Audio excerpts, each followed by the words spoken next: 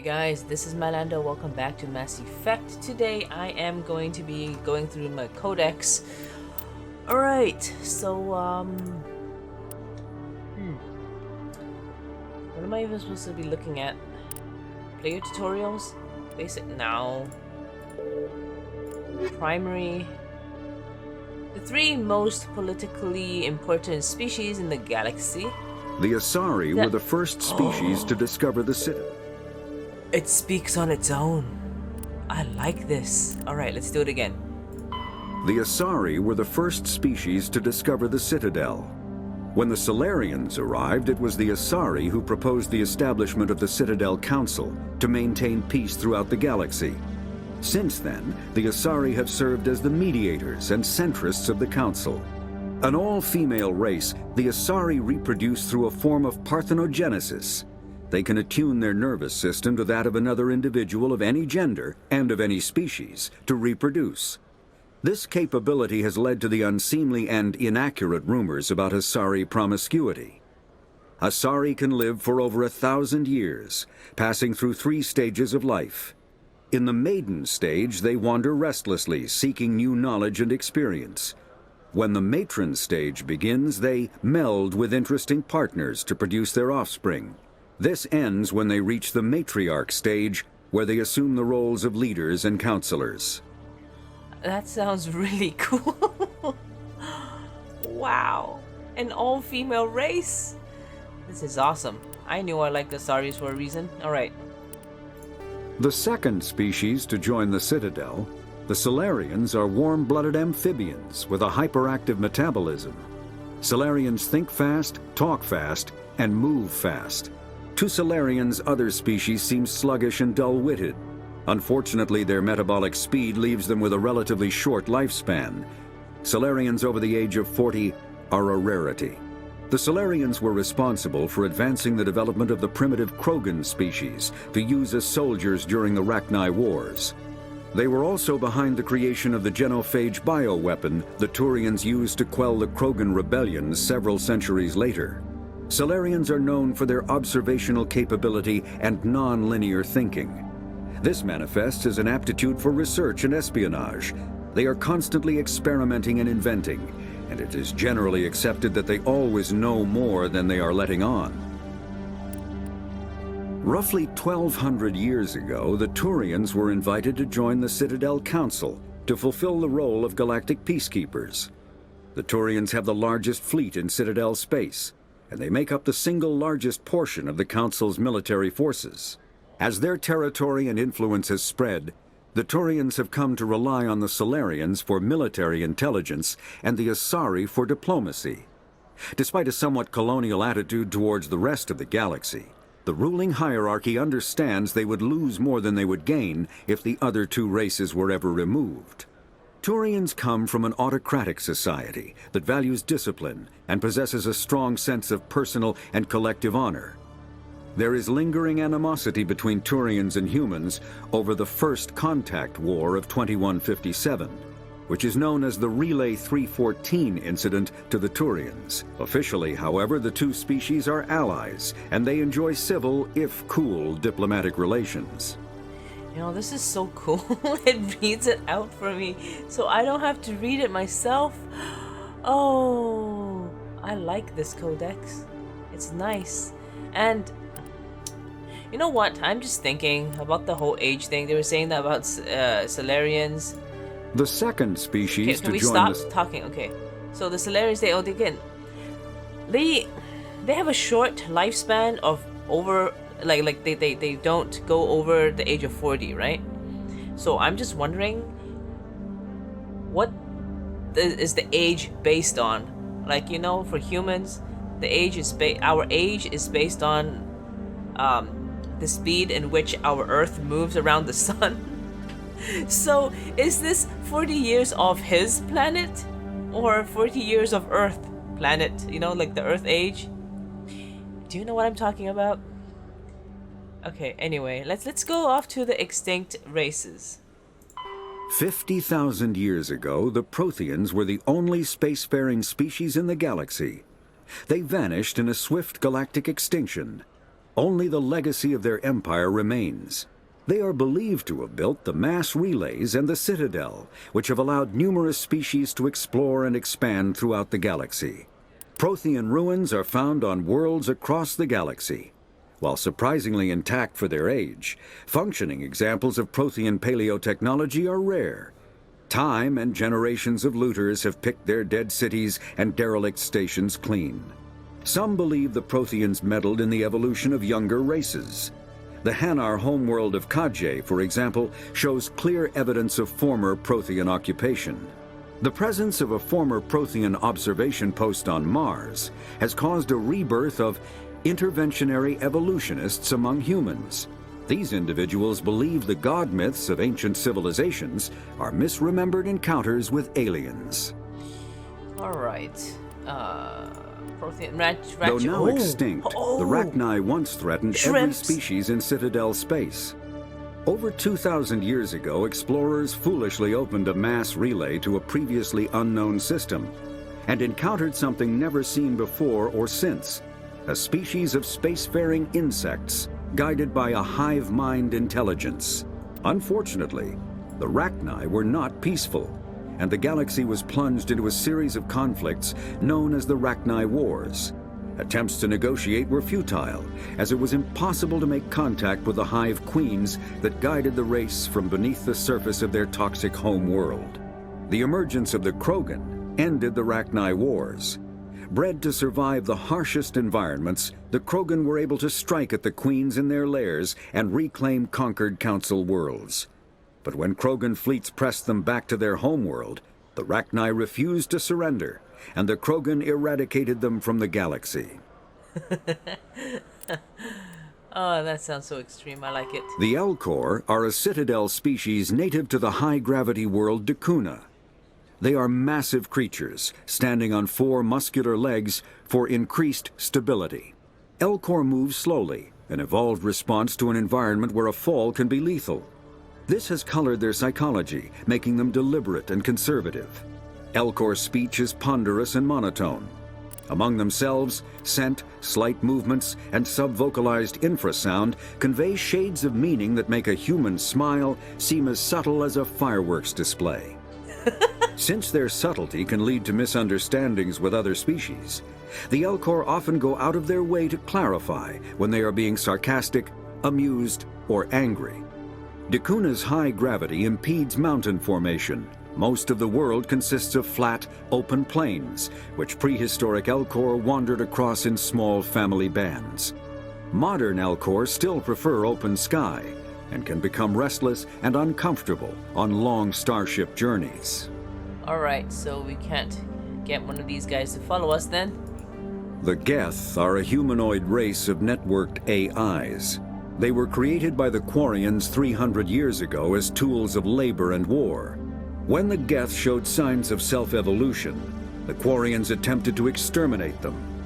The Geth won the resulting war. This example has led to legal, systematic repression of artificial intelligences in galactic society. The Geth possess a unique distributed intelligence. An individual has rudimentary animal instincts, but as their numbers and proximity increase, the apparent intelligence of each individual improves. In groups, they can reason, analyze situations, and use tactics, as well as any organic race. Geth space is located at the trailing end of the Perseus Arm, beyond the lawless Terminus systems. The Perseus Veil, an obscuring dark nebula of opaque gas and dust, lies between their space and the Terminus systems.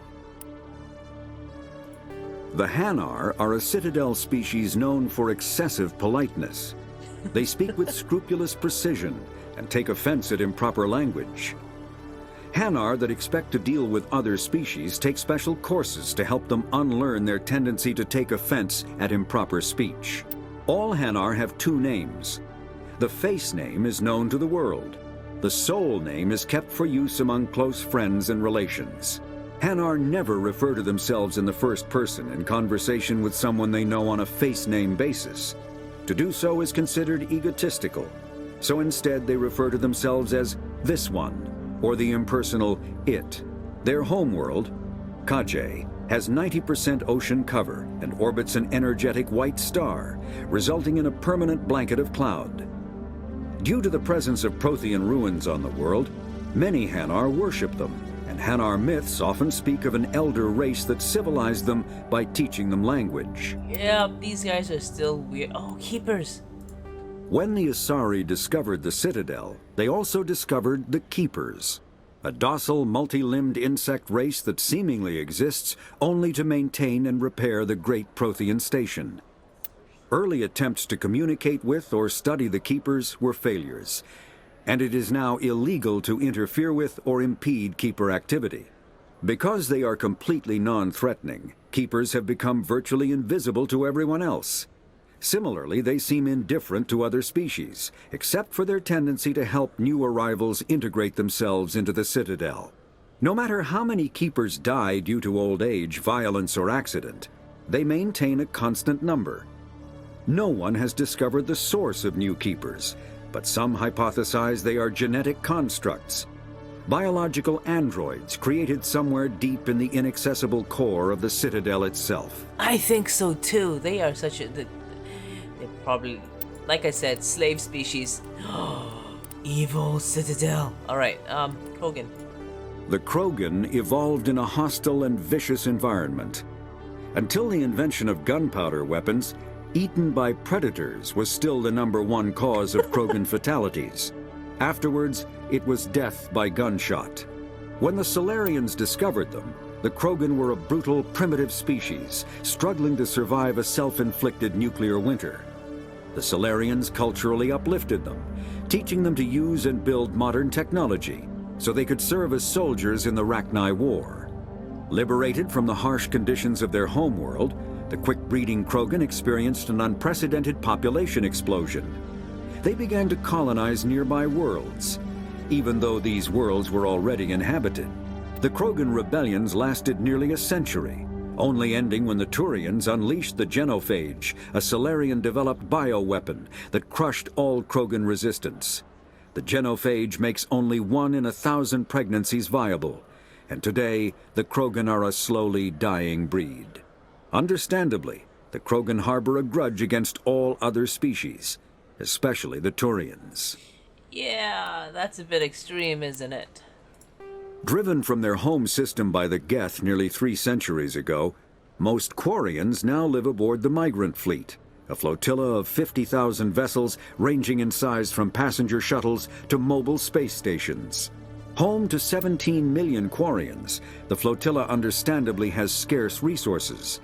Because of this, each Quarian must go on a rite of passage known as the Pilgrimage when they come of age. They leave the fleet and only return once they have found something of value they can bring back to their people.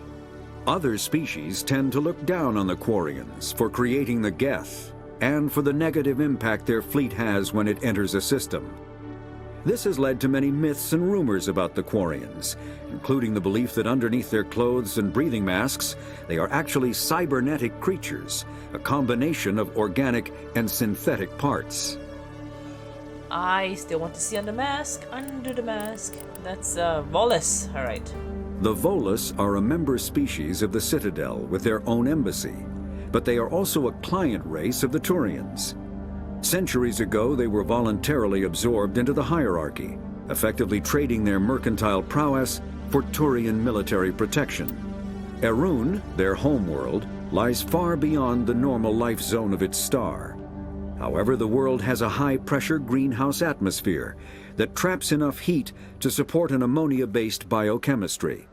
As a result, the Volus must wear pressure suits and breathers when dealing with other species, as conventional nitrogen-oxygen air mixtures are poisonous to them, and in the low-pressure atmospheres tolerable to most species, their flesh will actually split open. Oh my god. Volus culture is tribal, bartering lands and even people to gain status. This culture of exchange inclines them to economic pursuits. It was the Volus who authored the Unified Banking Act, and they continue to monitor and balance the Citadel economy. Alright, so... wait. Okay, here we go. After the Geth secure a location, They round up and impale dead and living bodies on mechanical spikes. The spikes rapidly transform these victims into withered husks, extracting water and trace minerals and replacing them with cybernetics. The cybernetics reanimate the lifeless flesh and tissue, transforming the bodies into mindless killing machines. Some Alliance soldiers refer to the husk-generating spikes as dragon's teeth, a reference to the mythological berserkers who sprang up from the earth wherever the teeth of the dragon Eris were planted. Dragon's teeth and husks bear little resemblance to other pieces of Geth technology. No one is sure why a synthetic race would bother to drain the minuscule amount of recoverable resources from organic corpses, though the value of reusing them as shock troops is obvious. These guys are scary. Reminds me of Soma. Yes, it does a little bit. All right, let's talk. 1, 2, 3, 4, 5. There's more. The Citadel is an ancient deep space station, presumably constructed by the Protheans. Since the Prothean extinction, numerous species have come to call the Citadel home. It serves as the political, cultural, and financial capital of the galactic community. To represent their interests, most species maintain embassies on the Presidium, the Citadel's inner ring. The Citadel Tower in the center of the Presidium holds the Citadel Council chambers. Council affairs often have far-reaching effects on the rest of the galactic community. 5 arms, known as the wards, extend from the Presidium. Their inner surfaces have been built into cities, populated by millions of inhabitants from across the galaxy. The Citadel is virtually indestructible. If attacked, the station can close its arms to form a solid, impregnable shell. For as long as the station has existed, an enigmatic race called the Keepers has maintained it. The Council is an executive committee composed of representatives from the Asari Republics, the Turian Hierarchy, and the Solarian Union. Though they have no official power over the independent governments of other species, the Council's decisions carry great weight throughout the galaxy. No single Council race is strong enough to defy the other two, and all have a vested interest in compromise and cooperation. Each of the Council species has general characteristics associated with the various aspects of governing the galaxy. The Asari are typically seen as diplomats and mediators. The Solarians gather intelligence and information. The Turians provide the bulk of the military and peacekeeping forces. Any species granted an embassy on the Citadel is considered an associate member, bound by the accords of the Citadel Conventions. Associate members may bring issues to the attention of the Council, though they have no input on the decision. The Human Systems Alliance became an associate member of the Citadel in 2165. All right, Spectres. Spectres are agents from the Office of Special Tactics and Reconnaissance, and answer only to the Citadel Council. They are elite military operatives, granted the authority to deal with threats to peace and stability in whatever way they deem necessary. They operate independently or in groups of 2 or 3. Some are empathetic peacekeepers, resolving disputes through diplomacy. Others are cold-blooded assassins, ruthlessly dispatching problem individuals. All get the job done one way or another, often operating outside the bounds of galactic law. The Spectres were founded after the Solarians joined the Council. For many years they operated in secrecy as backroom problem solvers. Only after the Krogan rebellions did their activities become publicized. Assignment of a Spectre is less contentious than a military deployment, but makes it clear that the Council is concerned about a situation. Spectres. I kind of like the power. The Systems Alliance is an independent supranational government representing the interests of humanity as a whole. The Alliance is responsible for the governance and defense of all extrasolar colonies and stations. The Alliance grew out of the various national space programs as a matter of practicality. Sol's planets had been explored and exploited through piecemeal national efforts. The expense of colonizing entire new solar systems could not be met by any one country. With humans knowing that alien contact was inevitable, there was enough political will to jointly fund an international effort. Still, the alliance was often disregarded by those on Earth until the First Contact War. While the national governments dithered and bickered over who should lead the effort to liberate Shanxi, the Alliance fleet struck decisively. Post-war public approval gave the Alliance the credibility to establish its own parliament and become the galactic face of humanity. Okay, we're almost done. No, we're not. Okay. The Terminus systems are located on the far side of the Attican Traverse, beyond the space administered by the Citadel Council or claimed by the Human Systems Alliance. It is populated by a loose affiliation of minor species, united only in their refusal to acknowledge the political authority of the Council or adhere to the Citadel Conventions. Their independence comes at a price. The Terminus is fraught with conflict. War among the various species is common, as governments and dictators constantly rise and fall. The region is a haven for illegal activities, particularly piracy and the slave trade. At least once a year, a fleet from the Terminus invades the nearby Attican Traverse. These attacks are typically small raids against poorly defended colonies. The Council rarely retaliates, as sending patrols into the Terminus systems could unify the disparate species against their common foe, triggering a long and costly war. All right. Technology. Biotics is the ability of rare individuals to manipulate dark energy and create mass effect fields through the use of electrical impulses from the brain. Intense training and surgically implanted amplifiers are necessary for a biotic to produce mass effect fields powerful enough for practical use. The relative strength of biotic abilities varies greatly among species and with each individual. There are 3 branches of biotics. Telekinesis uses mass-lowering fields to levitate or impel objects. Mass-raising kinetic fields are used to block or pin objects. Spatial distortion uses rapidly shifting mass fields to shred objects. Most organic species are capable of developing biotic abilities, though there are risks involved. Biotics are the result of an in utero exposure to element 0. This usually causes fatal cancers in the victim, but in rare cases, it coalesces into nodules within the fetus's developing nervous system. Holy crap. That sounds kind of harsh. Man, that's why what's his name, Kaigen, whatever his name is, that weird useless guy. No wonder he's a little bit weird. A virtual intelligence is an advanced form of user interface software. VIs use a variety of methods to simulate natural conversation, including an audio interface and an avatar personality to interact with. Although a VI can provide a convincing emulation of sentience, they are not self-aware, nor can they learn or take independent action. VIs are used as operating systems on commercial and home computers. Minimal VI agents are also available. Agents are compact and specialized. Some serve as personal secretaries, filtering calls and scheduling meetings based on user-defined priorities. Others are advanced search engines, propagating themselves across the extranet to collate user-requested data.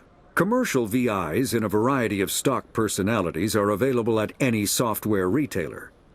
Boutique firms and hobbyists also build unique VIs to personal specification. Although software emulation of living personalities is illegal, reconstructions of famous historical figures are common. That's kind of cool. I kind of want one of these. Mass relays are feats of Prothean engineering advanced far beyond the technology of any living species. They are enormous structures scattered throughout the stars and can create corridors of virtually mass-free space, allowing instantaneous transit between locations separated by years or even centuries of travel using conventional FTL drives. Primary mass relays can propel ships thousands of light years, often from one spiral arm of the galaxy to another. However, they have fixed one-to-one connections. A primary relay connects to one other primary relay and nowhere else.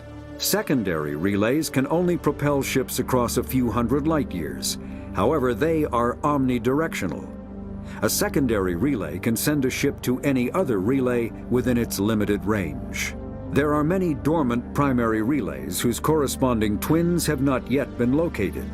These are left inactive until their partner is charted, as established civilizations are unwilling to blindly open a passage that might connect them to a hostile species. Alright. Last part. Combat hard suits use a dual-layer system to protect the wearer. The inner layer consists of fabric armor with kinetic padding. Areas that don't need to be flexible, such as the chest or shins, are reinforced with sheets of lightweight, ablative ceramic. The outer layer consists of automatically generated kinetic barriers. Objects traveling above a certain speed will trigger the barrier's reflex system and be deflected, provided there is enough energy left in the shield's power cell. Armored hard suits are sealable to protect the wearer from extremes of temperature and atmosphere. Standard equipment includes an onboard mini-frame and a communications, navigation, and sensing suite. The mini-frame is designed to accept and display data from a weapon's smart targeting system to make it easier to locate and eliminate enemies. Yeah, this armor makes it look like Big Daddy. Kinetic barriers, more commonly called shields, provide protection against most mass accelerator weapons. Whether on a starship or a soldier's suit of armor, the basic principle remains the same. Kinetic barriers are repulsive mass effect fields, projected from tiny emitters.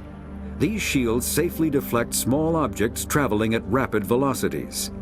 This affords protection from bullets and other dangerous projectiles, but still allows the user to sit down without knocking away their chair. The shielding afforded by kinetic barriers does not protect against extremes of temperature, toxins, or radiation.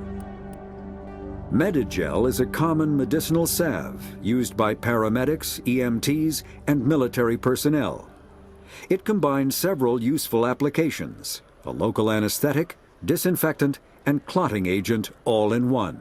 Once applied, the gel is designed to grip tight to flesh until subjected to a frequency of ultrasound. It is sealable against liquids, most notably blood, as well as contaminants and gases. The gel is a genetically engineered bioplasm created by the CERTA Foundation, a medical technology megacorp based on Earth. Technically, Medigel violates Council laws against genetic engineering, but to date, it has proved far too useful to ban. All modern infantry weapons, from pistols to assault rifles, use micro-scaled mass accelerator technology. Projectiles consist of tiny metal slugs suspended within a mass-reducing field, accelerated by magnetic force to speeds that inflict kinetic damage. The ammo magazine is a simple block of metal. The gun's internal computer calculates the mass needed to reach the target based on distance, gravity, and atmospheric pressure, then shears off an appropriate-sized slug from the block. A single block can supply thousands of rounds, making ammo a non-issue during any engagement. Top-line weapons also feature smart targeting that allows them to correct for weather and environment. Firing on a target in a howling gale feels the same as it does on a calm day at the practice range. Smart targeting does not mean a bullet will automatically find the mark every time the trigger is pulled. It only makes it easier for the marksman to aim. That's it? Really? Alright. Well, we are done. And then the next is this. Do I have to read all this? I don't understand. This is the same thing as the part outside, so this is just my profile. Okay. Humanity and the whatever system. Yeah, this is a lot to read through. I think I am just gonna ignore this. But oh, this is cool. But yeah, I am glad they read it for me in this whole primary section. Let's just mark all viewed. Okay, here we go. See? Oh, I am so glad they did that. But anyway, I think that's it for now. And next time we are just going to head off up into the docking bay and see where it will take us. So anyway, Thank you all for watching. It's not that eventful today, just a lot of reading by someone else. Anyway, that's all I have for today. Thank you all for watching, and I will see you guys next time. Alright, bye.